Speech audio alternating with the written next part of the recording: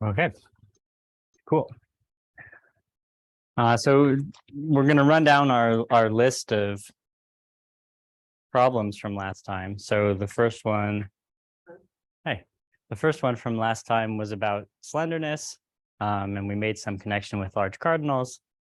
And the second one was this when does almost free imply free question. We'll address that today and probably on Monday. And the last one was Whitehead, which I keep claiming that I'll get to, but we keep doing other things first. So let's talk about when does almost free imply free.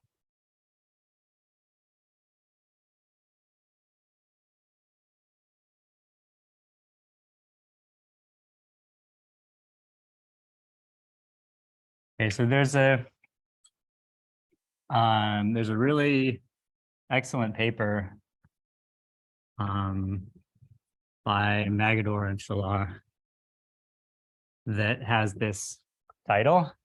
And if you're interested in this stuff, I encourage you to read it. We're gonna do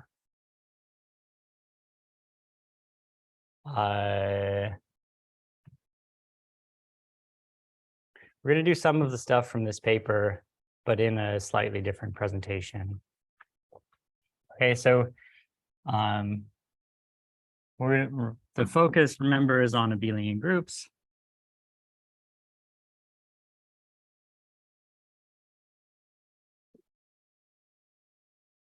And it's worth noting that abelian groups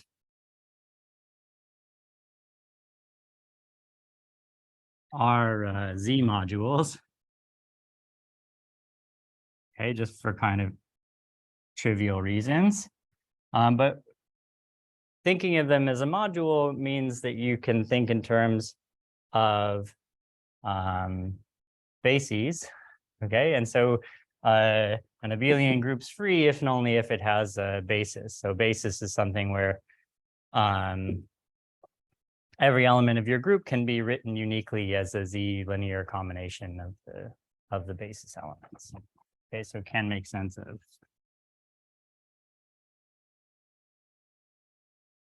of basis. And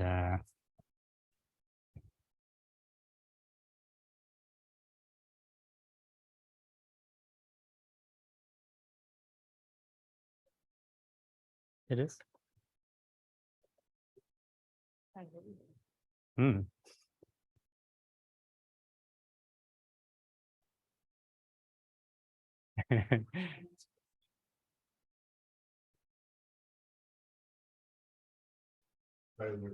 Oh, no worries. No worries. We're having mic problems, so both the recording and the online people can't hear right now. I can hear you fine. Oh, all right. Just you, I guess. Thanks for checking in, Andreas. Okay, so for those of you who are coming in, we're running down our list of problems about abelian groups. We're going to talk about this when does almost free imply free question. There's a paper of Magador and Shalar by this title. It's a really good read. One thing to notice about abelian groups is that they're sort of trivially Z modules, right? And then you can make sense of basis. And so that helps you talk about freeness of a module. You're free if and only if you have a basis. Abelian group is free.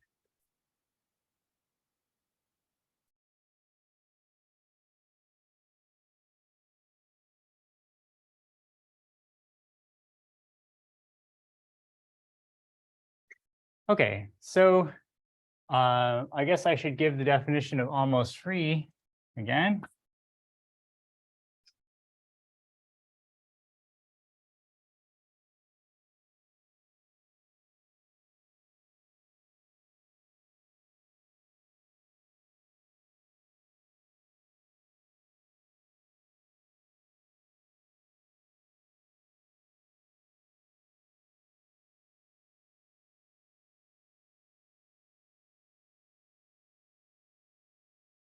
So if every subgroup of smaller cardinality is free. Okay. And so I guess this is a definition that makes sense, probably best for uncountable abelian groups. So for this, when does almost free imply free question, if you have a countable abelian group, your almost free should probably mean that every subgroup of finite rank is free, right? And then you want to know if that implies that the whole group is free. And that's true. It's a theorem due to Pontryagin, but it's also kind of a trivial instance of compactness. Okay, but when we get to uncountable groups, the notion of rank and the cardinality of the subgroup they generate are the same. And so this is our formulation of almost free.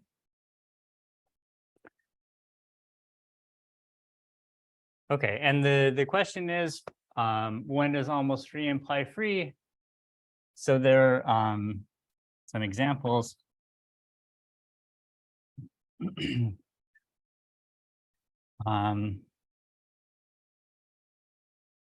Almost free, non-free abelian groups of size alpha 1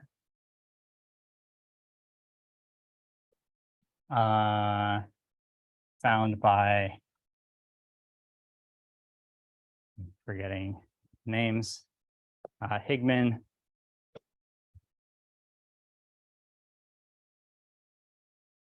and Air. And then also examples of size omega n for all n. And who are these due to? This is Eklov.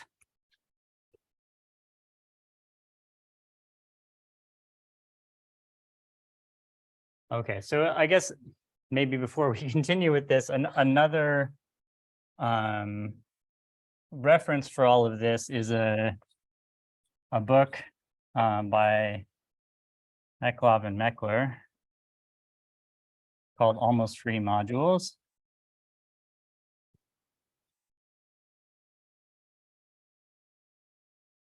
And this has 2 editions. I can't remember when the first edition came out, but the second edition is around 2000. And the content of the books or the editions are slightly different. And I've, in some cases, found it useful to look at the old one. And in some cases, found it useful to look at the newer one.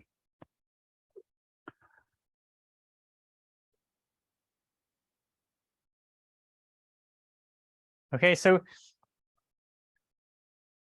some analysis of this situation with omega 1 and the omega n's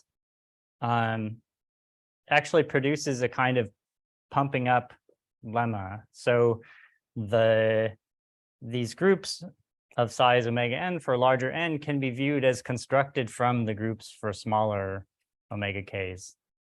Okay, so in fact, there's a kind of general what's called the pumping up lemma, which uses a non-reflecting stationary set.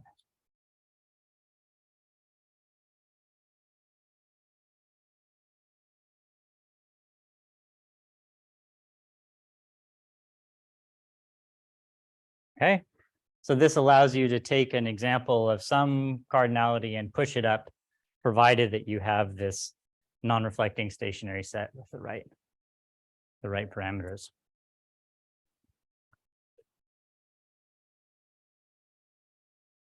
Okay, so this last point here, these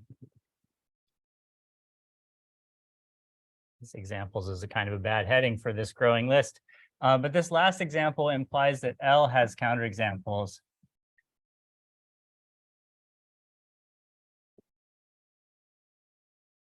For all cardinals which are not weakly compact.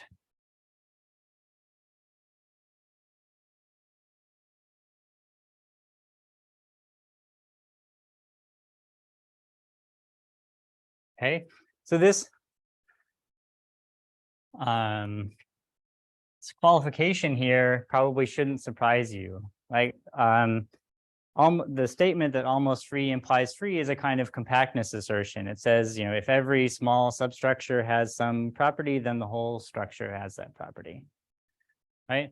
And it's an exercise, was also an observation by Eklov that if you're weakly compact, then almost free does imply free, at least for groups of cardinality kappa, right? Where kappa is weakly compact.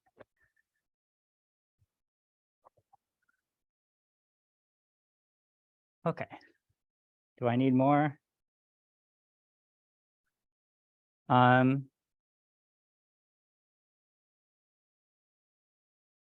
So another thing to say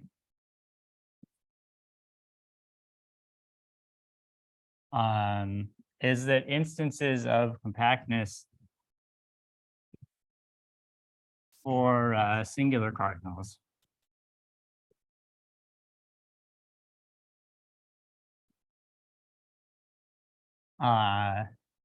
were proved. So if you have I think the first example of this was something like if you have an almost free group whose cardinality is a singular cardinal of cofinality omega, then actually the whole group is free.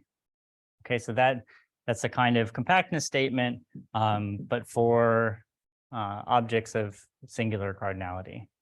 Okay. What else do I need to say?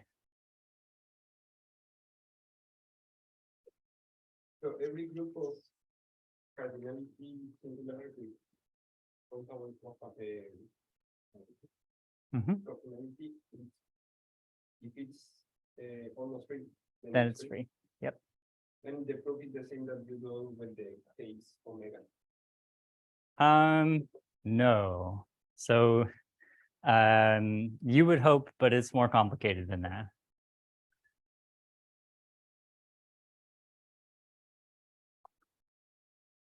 Okay, so there's in fact a completely parallel story from set theory. Okay, and the completely parallel story I think is essentially due to Shaw. Okay, so there's a parallel or even equivalent story in set theory. Okay, so let's give a definition.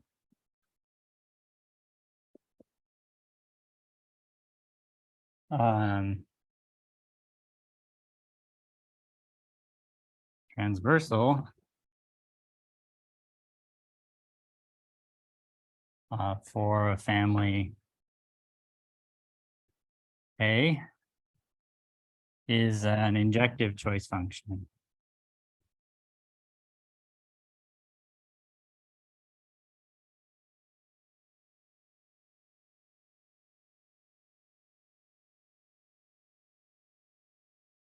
Make sense so far?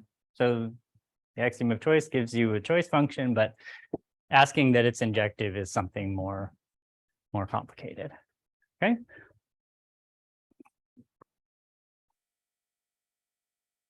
And let's define a principle that we're going to call PT of kappa and lambda,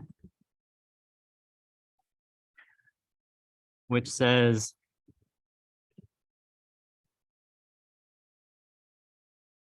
every family A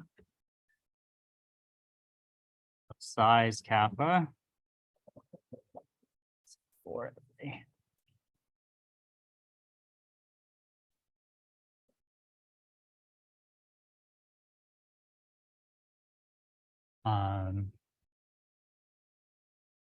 Sets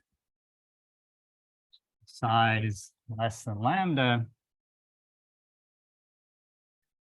if every subfamily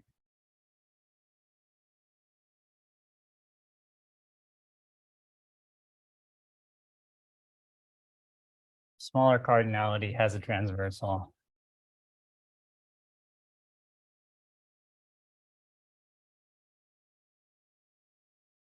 then A has one.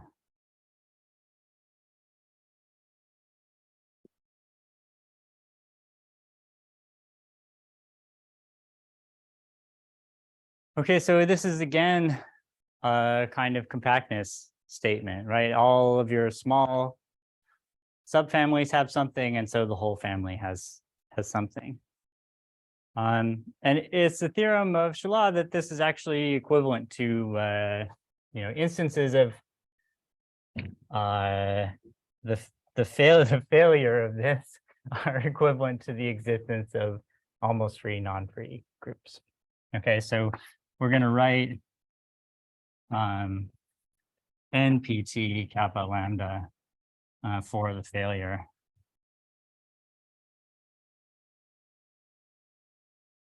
of PT kappa lambda. And it's the theorem of Shala that there is an almost free, non-free abelian group if and only if of size kappa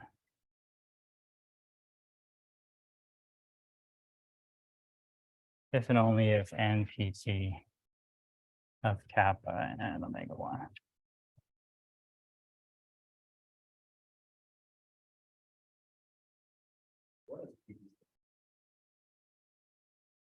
Something about transversal, partial transversal, something like that.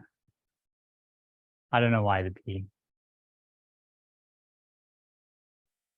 And so we're not going to prove this.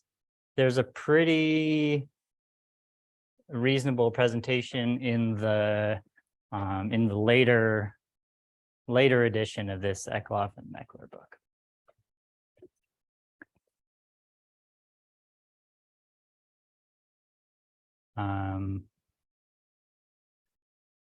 I did not look carefully at the original paper, but if you're interested in this, you could also look at the original paper. Okay, so given this equivalence, you would expect a bunch of interesting things to pass over, right? I mean, these examples, if you wanted to try to construct them by hand of NPT, omega n, omega 1, but also this general kind of pumping up thing. Okay, and then maybe also these instances of compactness for singular cardinals. And all of those things are true. And that's what we're going to try to do today.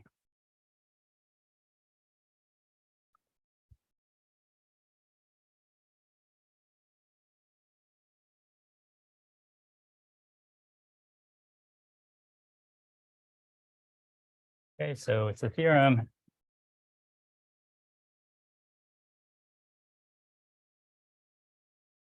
Unger and Shala.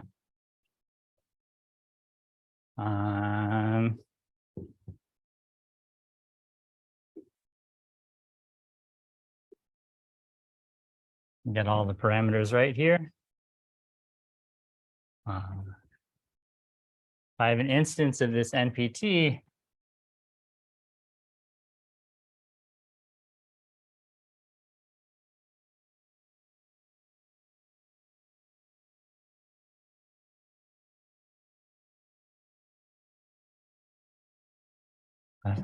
non-reflecting stationary set of kappa intersect cof mu.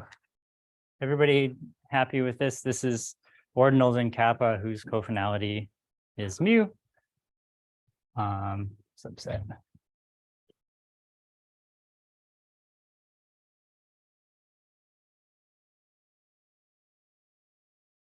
Then NPT kappa.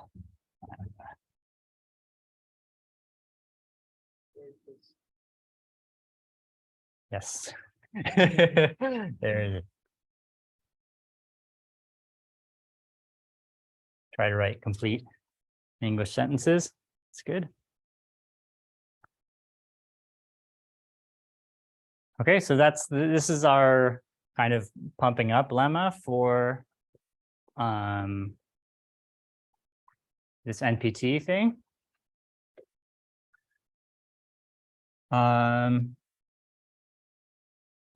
Okay, and then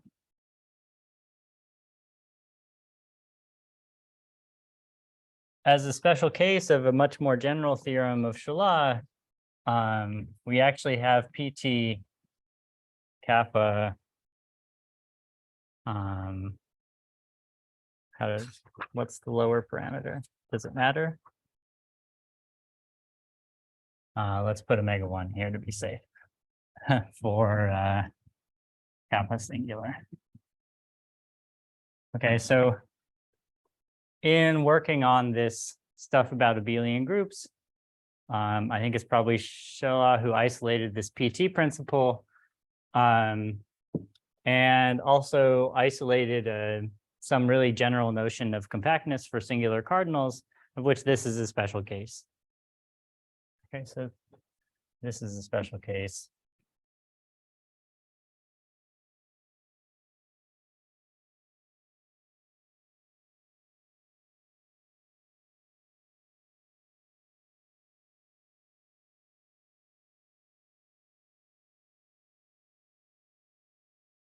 Okay, so there's an omission here, which is about successors of singular cardinals. So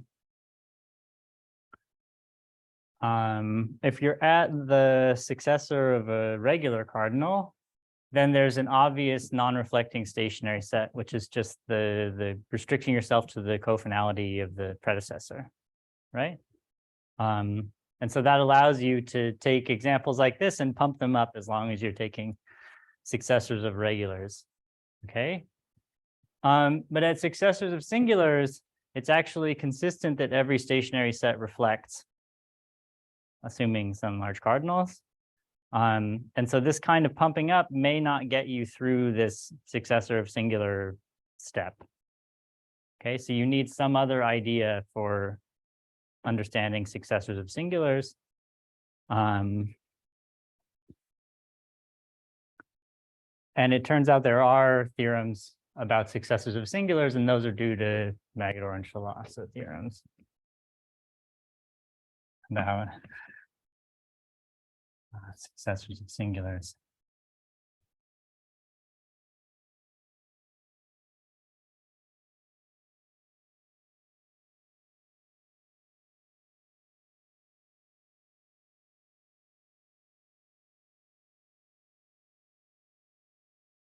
Yeah, I guess it's worth pointing out that there's actually a sort of gap in the timeline here. These two theorems are probably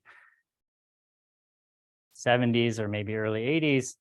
And this theorem about successor of singulars didn't happen until the mid 90s. And this thing about successors of singulars is in this when does almost free imply free paper. Okay, so we'll try to do the first two of these today if we can. And then we'll address this thing about successors of singulars on Monday. This requires some PCF theory, if you've heard of PCF theory. So it's going to be a big task to develop some PCF theory from scratch and then try to sketch a proof of this theorem, but give it a shot.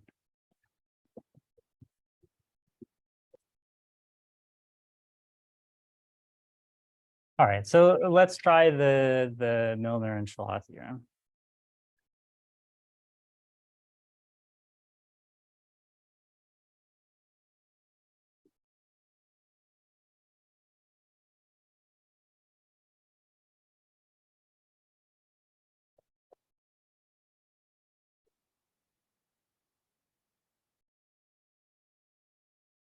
All right, so let's start with a kind of basic proposition.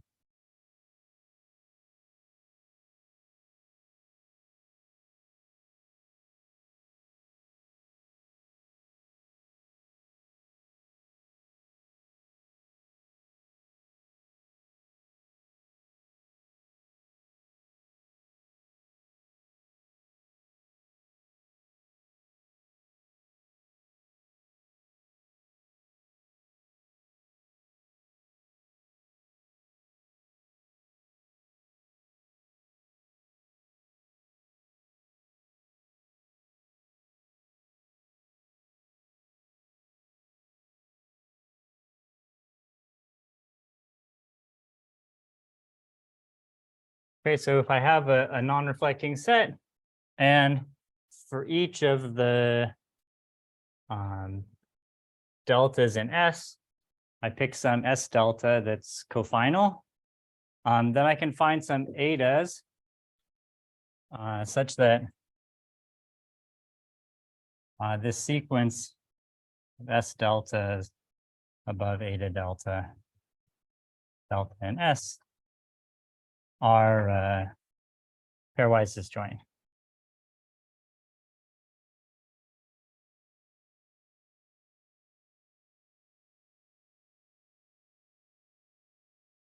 Okay, so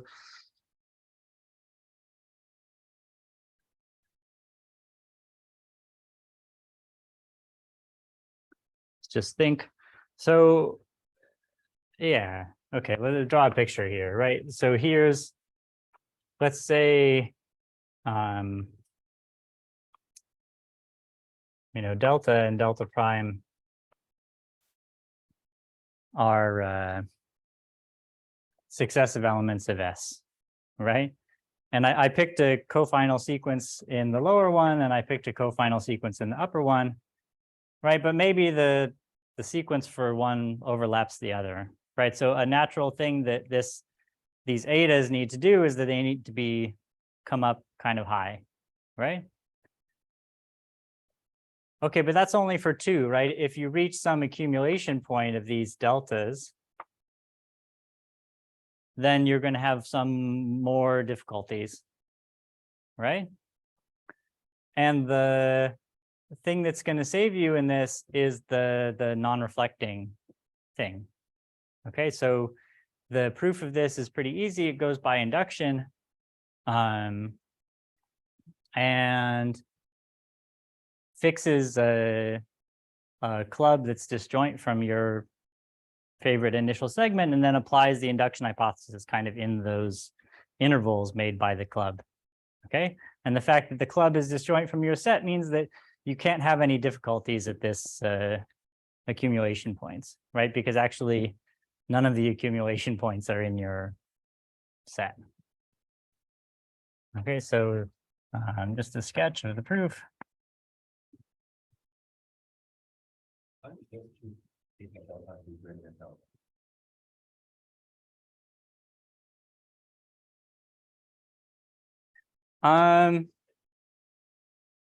That's going to work for, wait, sorry, eta.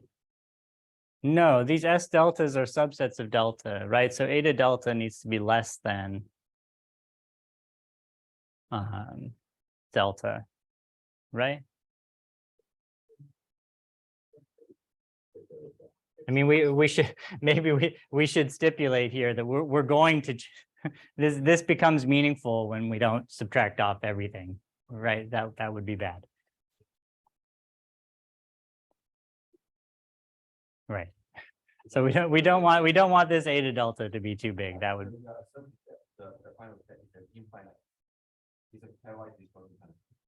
Yeah. So by making this eta delta less than delta, this is really going to be like a tail end of S delta, right?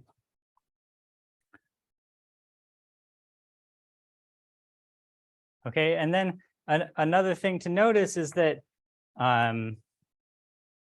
if you're going by induction and you want to imply the induction hypothesis is going to give you some of your etas, right?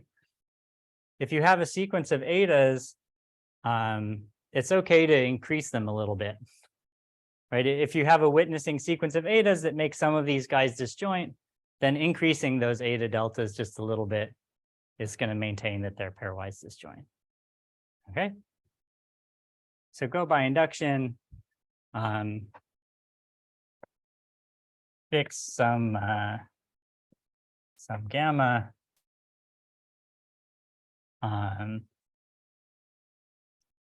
less than kappa, and C disjoint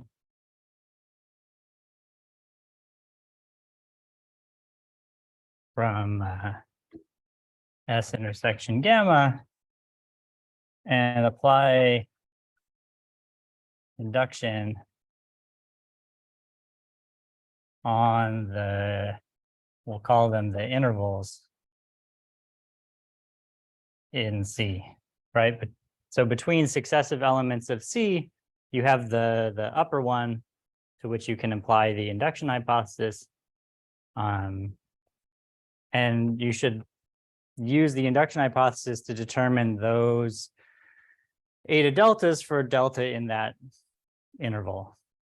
Okay. And if you need to, you can lift up those eta deltas to be below the lower portion of the interval, right?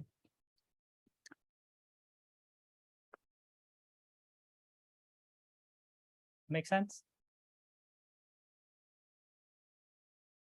All right, so let's go for the proof of the theorem, because it's actually not so hard using this proposition.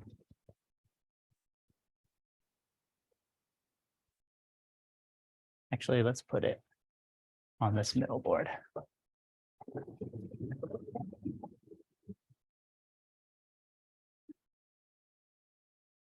So we can stare at the proposition.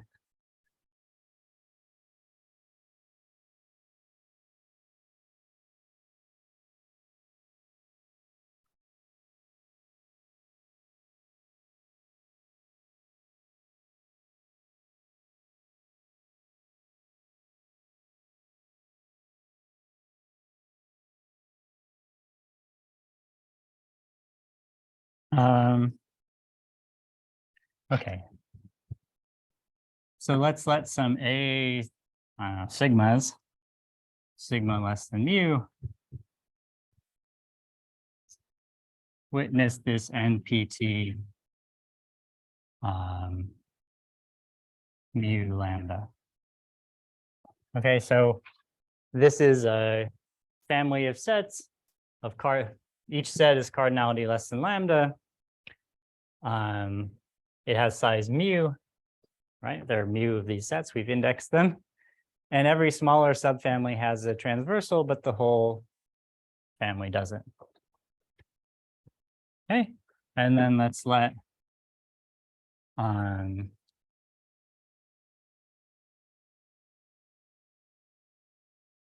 stationary, non-reflecting.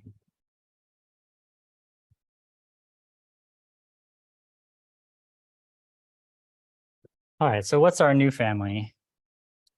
Okay, so I need to do something else. We're going to pick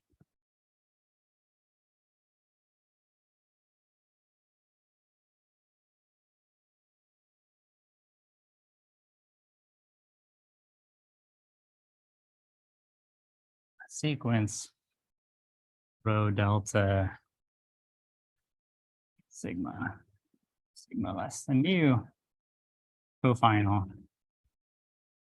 in delta. Okay, so our new family is going to be made from the old family and these sequences.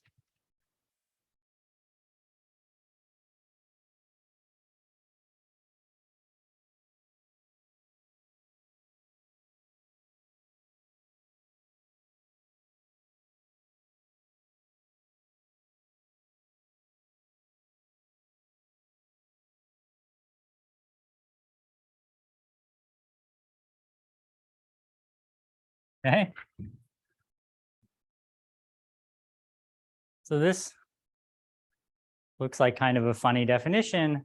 So our family is going to be indexed by two things. It's going to be indexed by delta in S and a sigma that's less than mu. And I'm going to copy the sigma set, but pair it up with delta so I can identify it as part of this collection. And then I'm also going to pick this this row guy here. Okay. And let's try to see that this works. So we need to show that the whole thing has no transversal and every smaller subfamily has a transversal.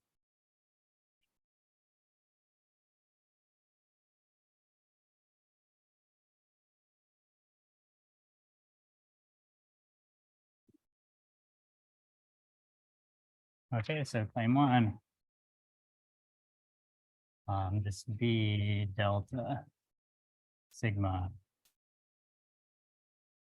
delta in S sigma less than mu has no. Quick question. Yeah. You have this particular product and then I use or Yeah, sorry. This way, I think. Thanks.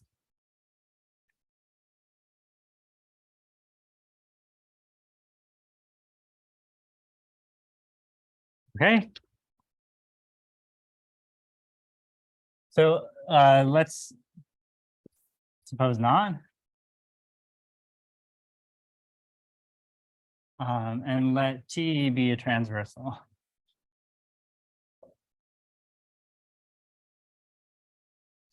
Okay. So what I want to say.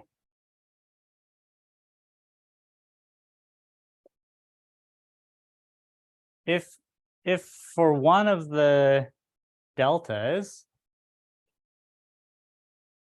every time you look at your transversal here, you pick something that's in the A sigma, then that's a transversal for the A sigmas, right?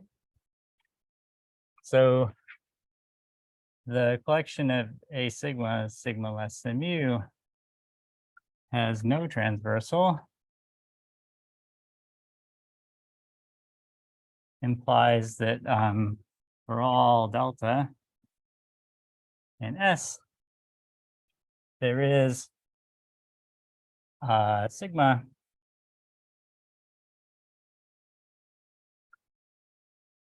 such that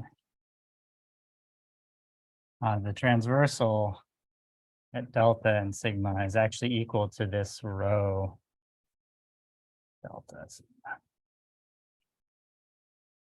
Okay, but that's bad, right? Because that means this transversal is a regressive function on the stationary set. Right, the sigma here is fixed, it depends on delta.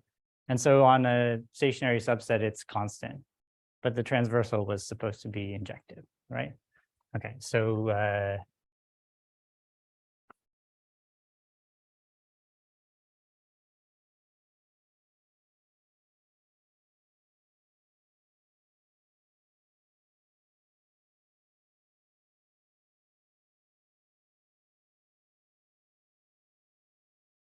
contradicting.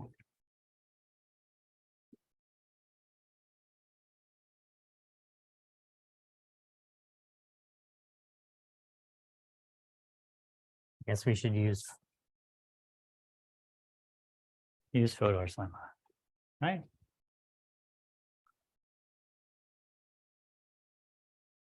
Okay.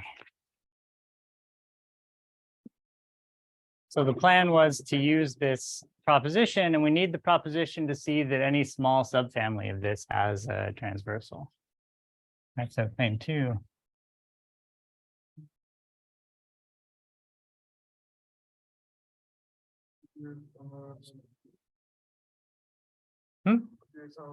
Sure.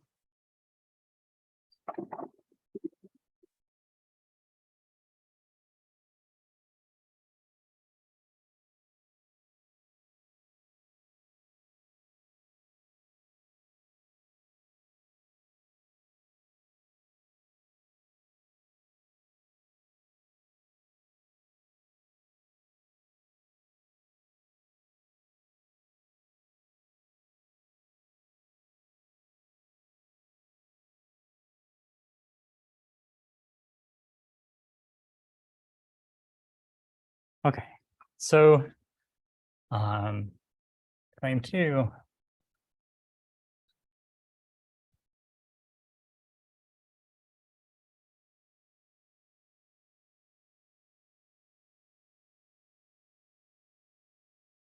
Has a transient result. Okay, so your subfamily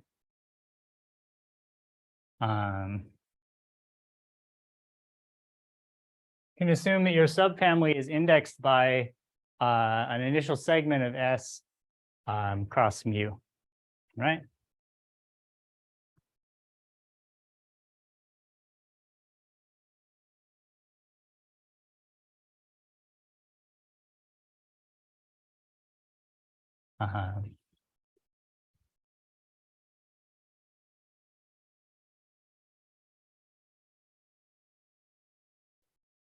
Okay.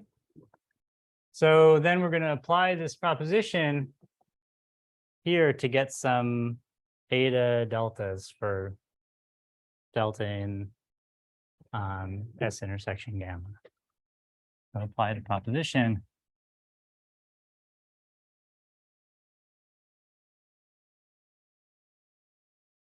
With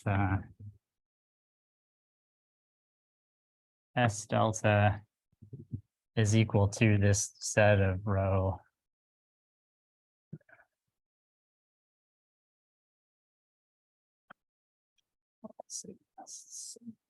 yeah.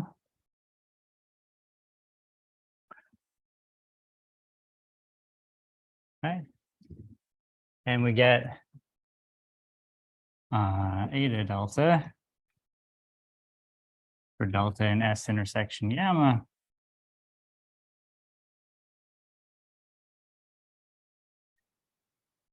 So that these sets are pairwise disjoint, right?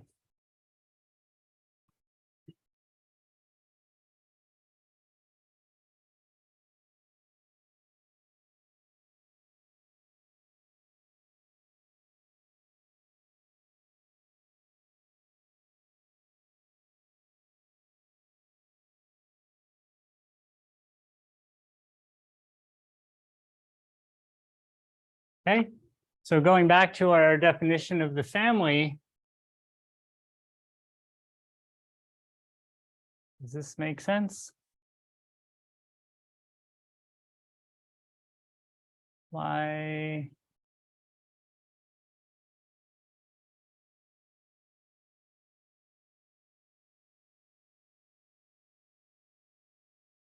Think for a second.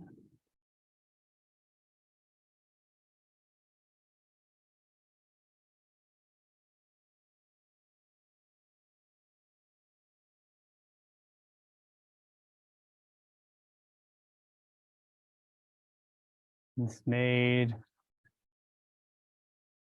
more sense when I wrote it than it does right now. So why?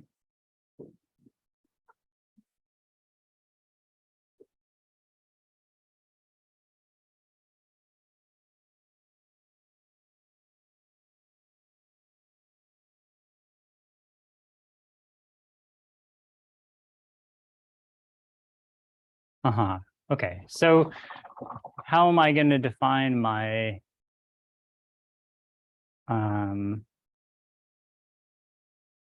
my choice function here? I have a delta and I have a sigma. And this should tell me that if this sigma is large enough, then I should just pick the row. Okay, because the tails are disjoint. And now if the for the ones that are not too let me think for a second.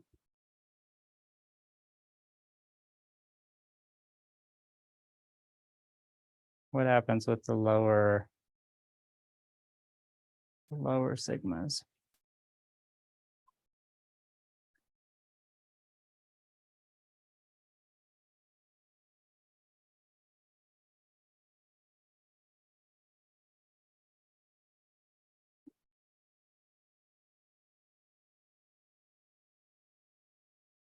You should need only a transversal for a few of the A sigmas. Yeah, You have because the A sigmas were an example yes, of non-compactness. that's right. I just need to think about why I only need to use these A sigmas a small number of times.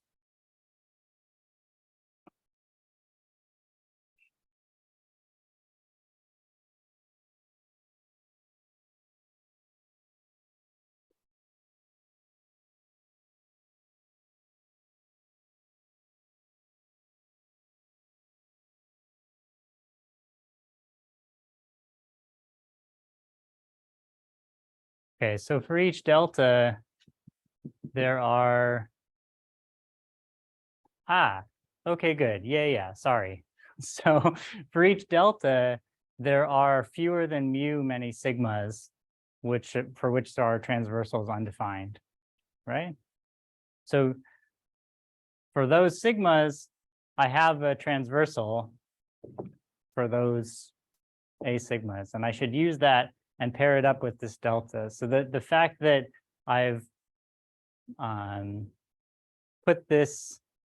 I've paired these up means that the transversal I pick for some delta and for delta prime, when I'm choosing inside this A sigma, it doesn't matter which one.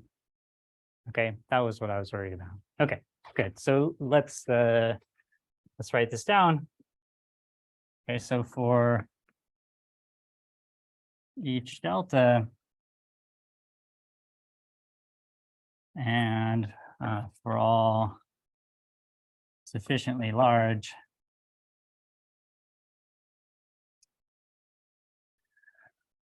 sigma, you can set our transversal at delta and sigma is equal to this rho delta sigma. Okay, and for delta and S intersect gamma and sigma small, we can choose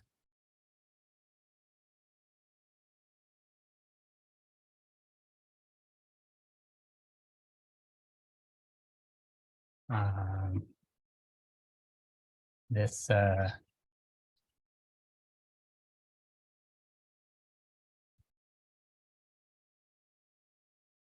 right, so having a transversal for a small collection of these A sigmas gives you a transversal for this when you copy it. Okay, and now the fact that when you change delta, this collection changes means that there's no possible conflict between different deltas for these small things.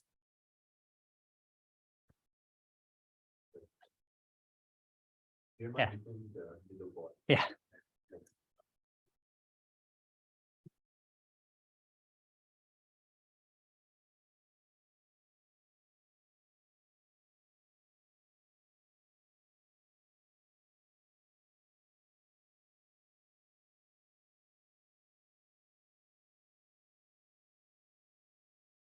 What are we doing? Oh boy, okay. So hopefully we didn't make too much of a meal out of the end of that proof.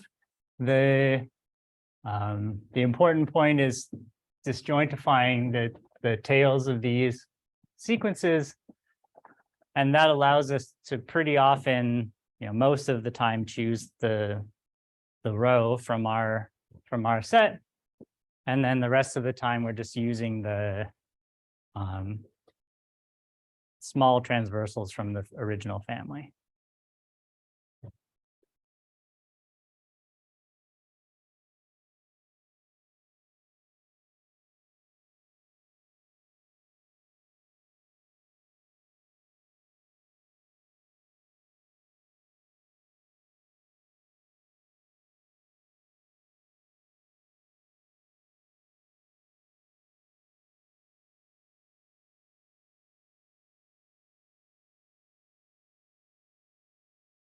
Okay, so let's at least try to sketch a proof of the singular compactness.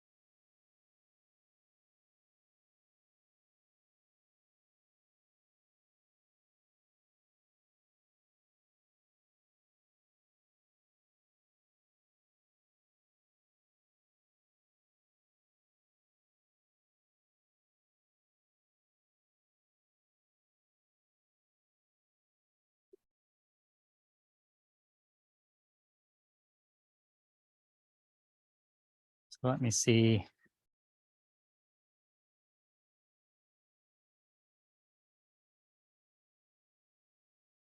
Okay.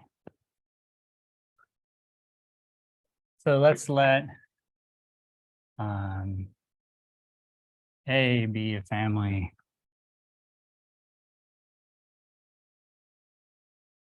of size kappa of countable sets.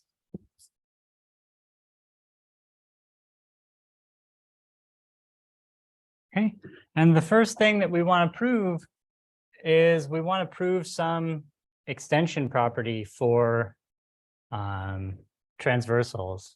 So we like that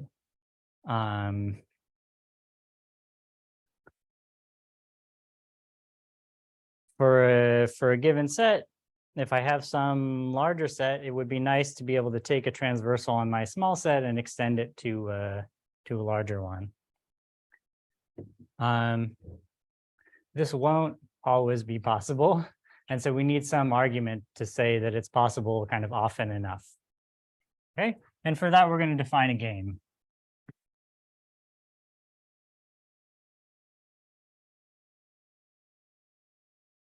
Which we're going to call G lambda for lambda less than kappa. Okay, so it's going to have players 1 and 2, and they're going to alternate playing an increasing sequence of sets.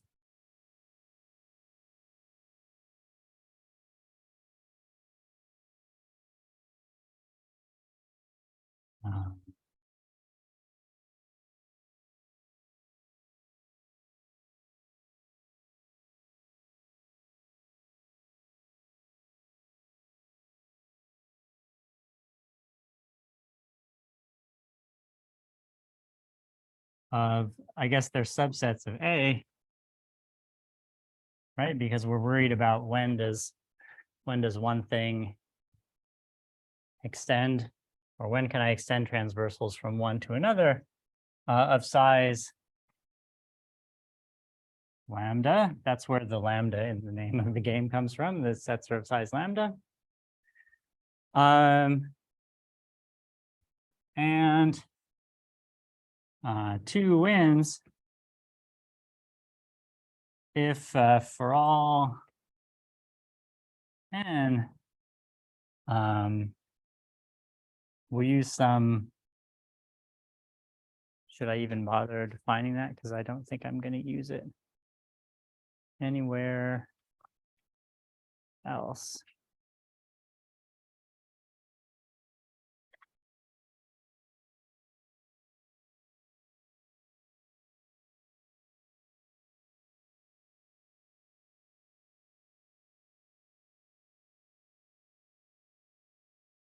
Yeah, okay, so if we're all in, there is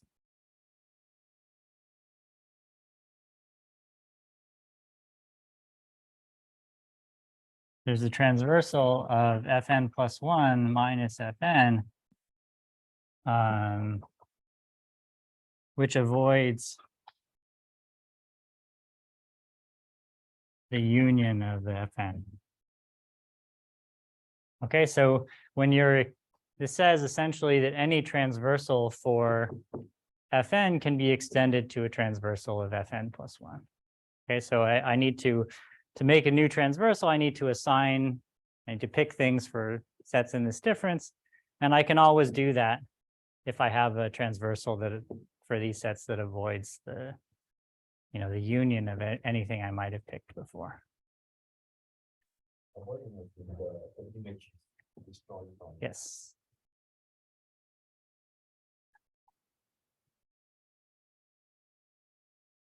Okay, so this game is open for player 1. Okay, so if player 1 wins, then they actually win at some finite stage because player 2 can't play a set. Okay, so this game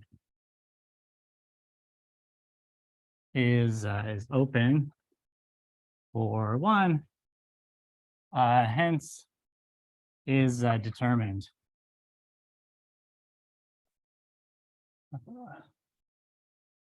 This is the Gale-Stewart theorem. Yeah, this is the Gale-Stewart theorem.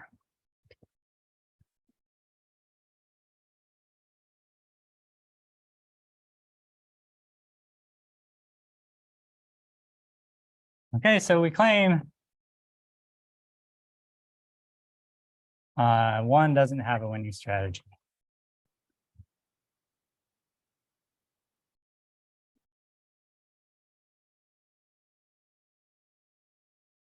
Okay, so what should we do? We should assume that 1 has a winning strategy and we should get a contradiction. Right? Or, by being determined, this is the same as claiming that 2 has a winning strategy, right? So suppose 1 has a winning strategy, and we're going to construct a sequence of length kappa plus, which is, pick the unions at limits.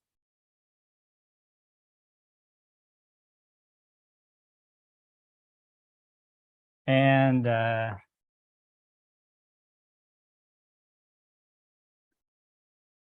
take f alpha plus 1 to contain all valid plays by 1, which happen against increasing subsequences below alpha.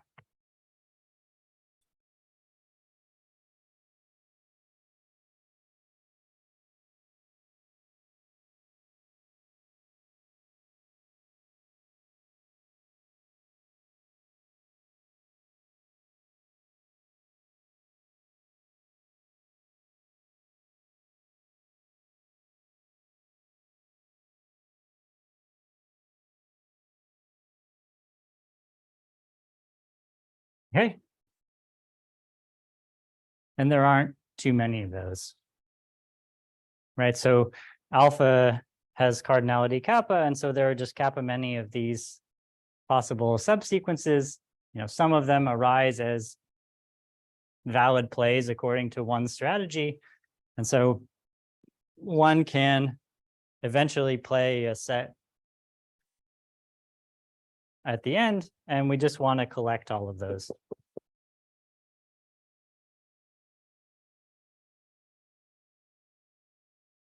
Make sense?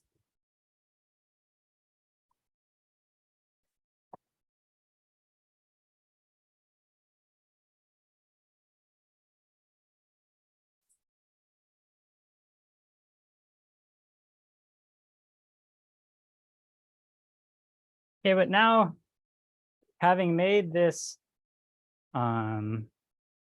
this sequence of F alphas, this is going to be a problem. So let's let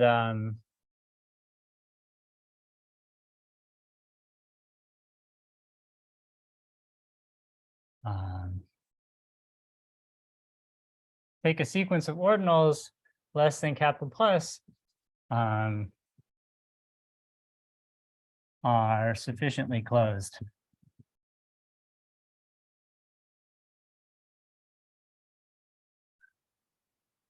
Which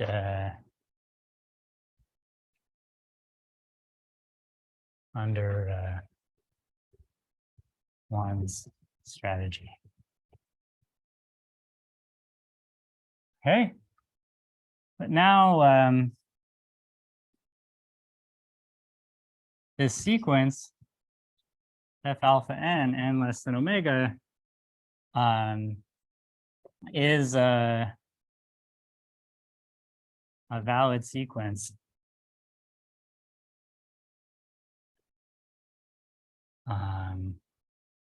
that you can play.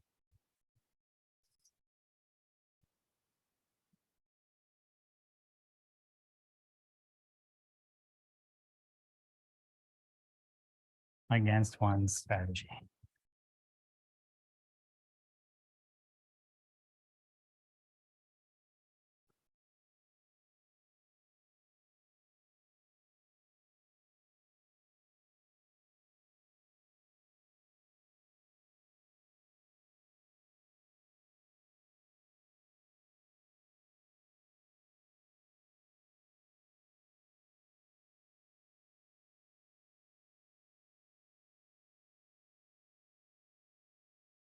Okay, and this is supposed to be a contradiction. And why is it a contradiction? It's because the union of these F alphas has a transversal. So also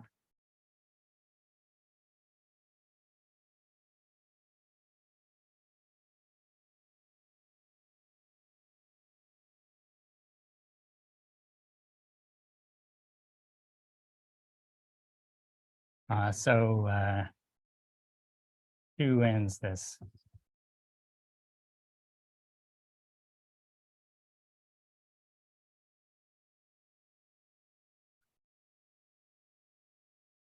Right, this transversal for a set which covers all of these Fs means that each of these Fs has the appropriate extension property witnessed by the transversal which covers everything.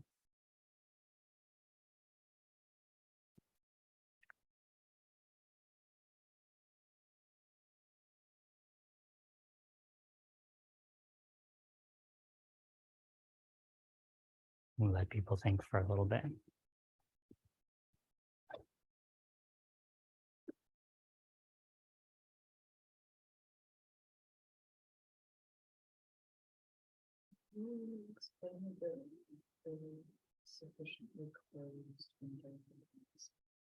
Sure. So what do we need?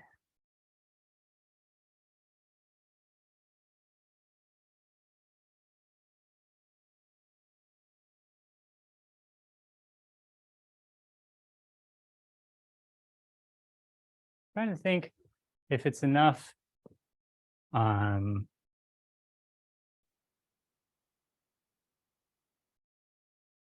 to think if it's enough if just the alpha n's are limit ordinals.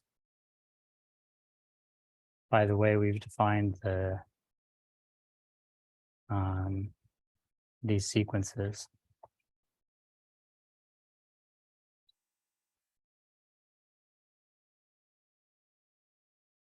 Right, so what we need out of this sequence is that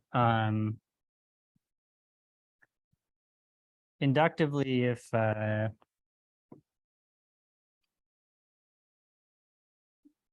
one plays a strategy over the initial segment that's determined by this, then this alpha n plus 1 already covers whatever one played.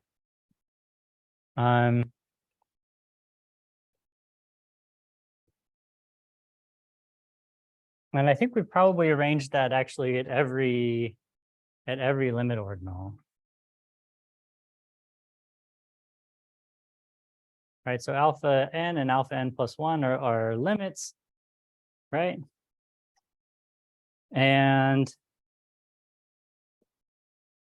you know, alpha n plus 1, where the plus 1 isn't in the subscript, should capture one's play over this initial segment of the alphas. And so that's certainly contained in this alpha n plus 1, where the plus 1 is now in the subscript.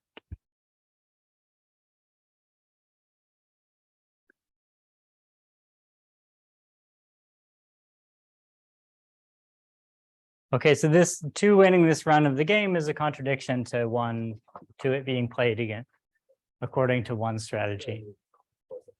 Why can't we just pick, let's say, I don't know, like alpha plus n for n compared to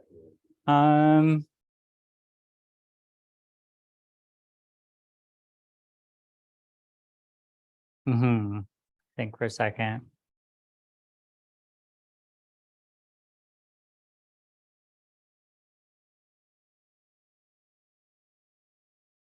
That's probably also fine. Yeah. So one thing that you can't control is one's first play, right? But I guess that's probably already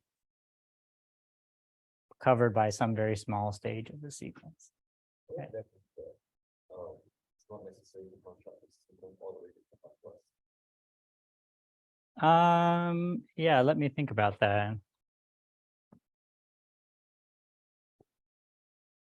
So you want to claim that it's just should just be omega steps.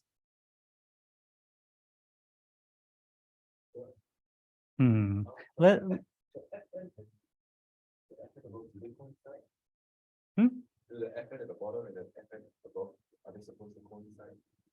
No, this is just an abstract definition of the game. And this is some sequence we're trying to construct for contradiction. Yeah, so let's stick a fork in that for now and come back to it.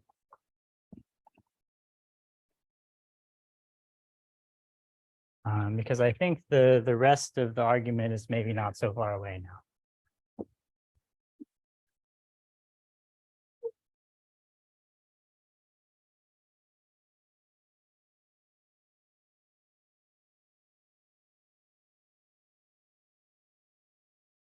So 2 has a winning strategy.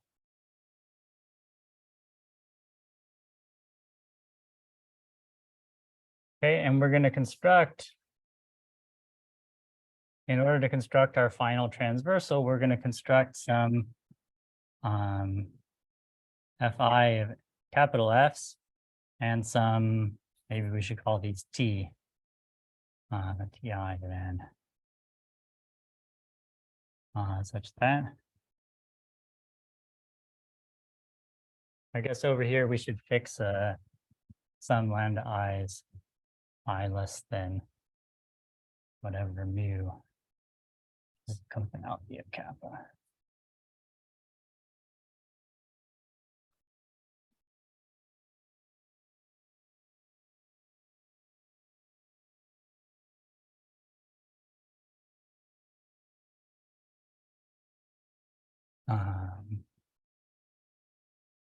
Okay, so all of our F sets are going to be sets of size lambda I for some fixed I, where I is increasing to kappa, or sorry, lambda I is increasing to kappa.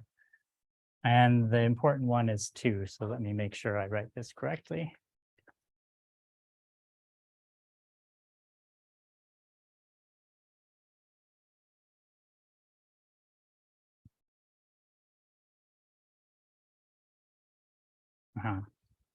Okay, so Fi of n for n less than omega is played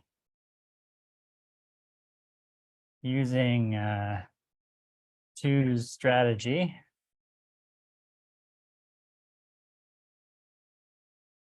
Where at step n plus 1, we get to determine what 1 plays, right? So what is 1 going to play? This tricky set. So this is the set of, say, B.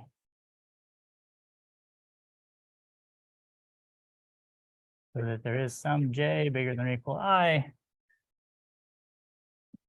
B is in Fnj. And there is an A and I, so that something about the transversals. So let's see if I can write this. Fi of A is equal to Fnj.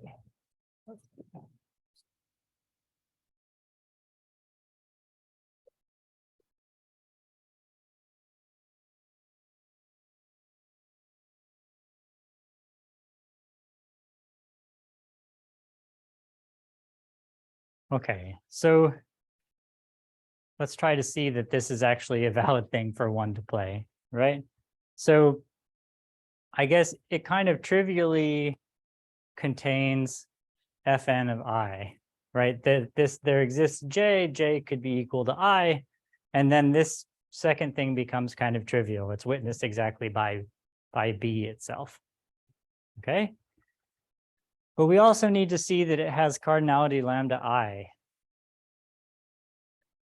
And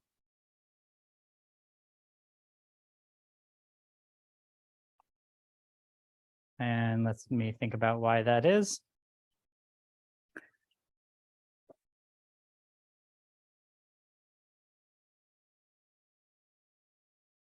It should have more of a tail on it.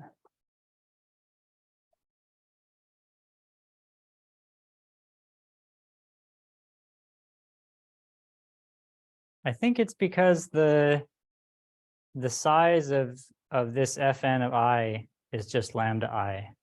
So if there are more than lambda I of these B's, then 2 of those will choose the same A. And I guess also the same J. and that's going to contradict the fact that this is a transversal. These F's are, sorry, zero. These Fi of n, or sorry, T. Yeah, T. Right? Ti of n is transversal for Fi of n.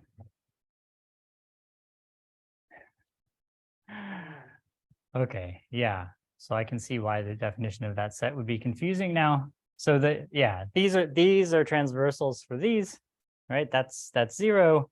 These are a subfamily of some fixed size. This sequence is played using two strategy in G lambda I.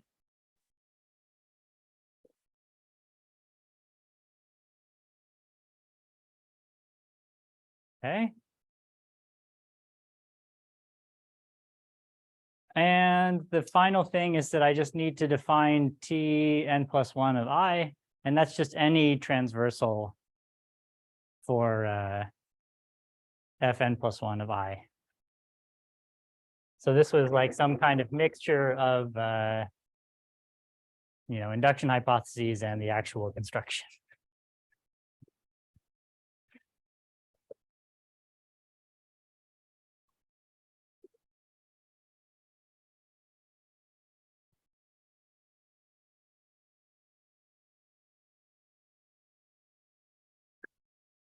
Where are we? 3. F T n plus 1 of I, any transversal of Fn plus 1 I, which extends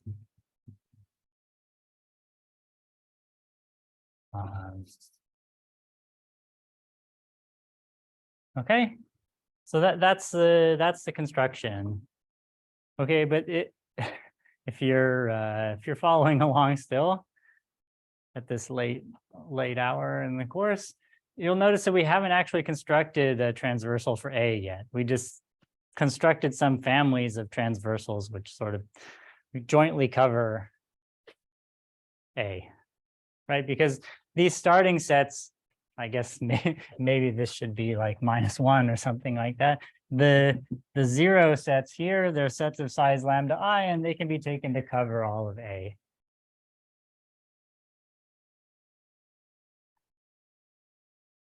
All right, so let's define our final transversal.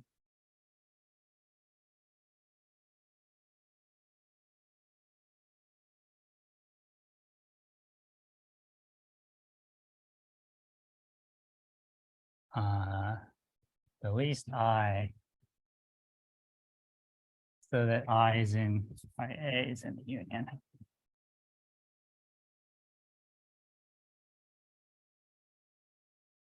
Right, so it's true that points in things that we'd like to get a transversal for are possibly covered by many of these Fn of I's, and so we're just going to pick the least one, and then we'll define T of A to be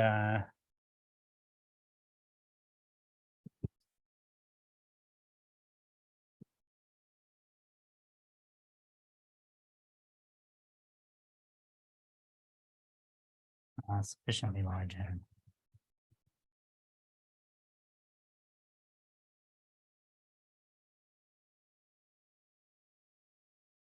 Okay, so what are we doing?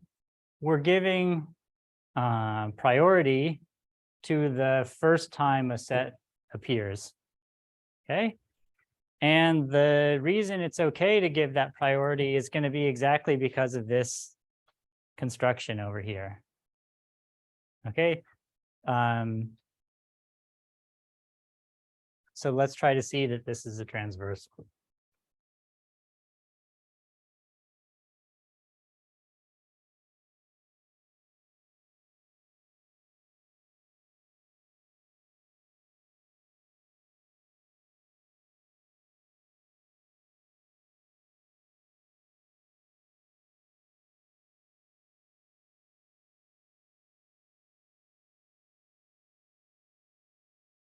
All right, so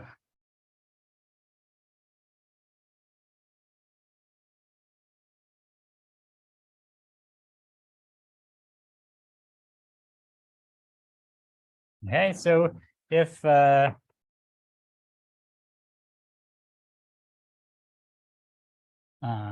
we're okay.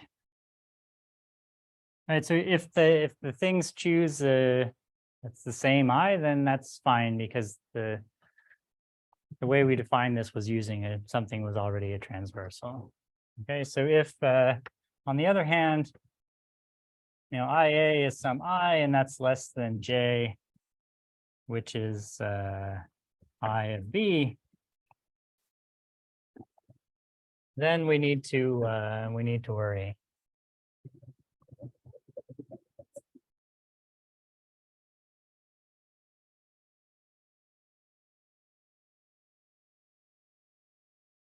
So suppose I of A is less than I of B, and their function values are equal, right?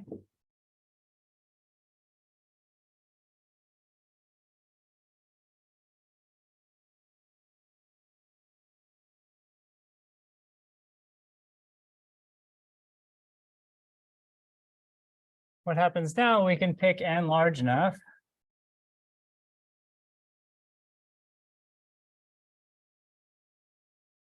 so that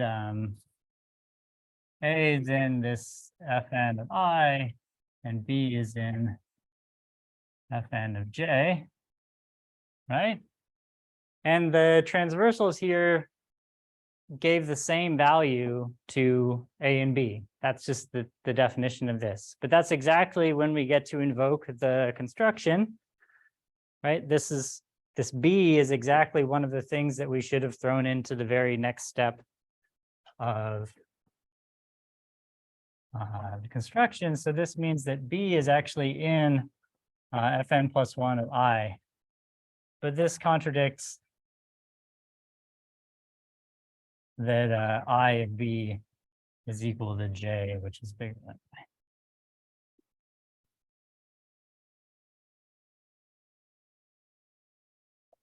This is my construction.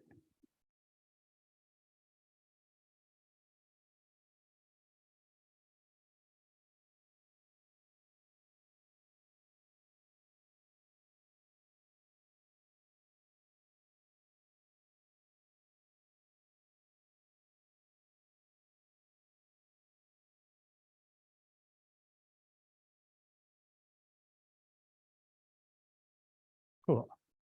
Okay, so that's an instance of this kind of singular compactness phenomenon. I think the general Shala thing is just a kind of abstraction of this same idea. I mean, what you have here is a kind of scheme of proof, and this extension property here, this should be viewed as a kind of freeness of Fn plus 1 over Fn, okay, for whatever freeness means. And so there's going to be some game which tells you that, you know, 2 wins in some, or some argument that shows you that 2 wins in this freeness game. And then some construction that has this kind of priority argument flavor that allows you to construct your final object.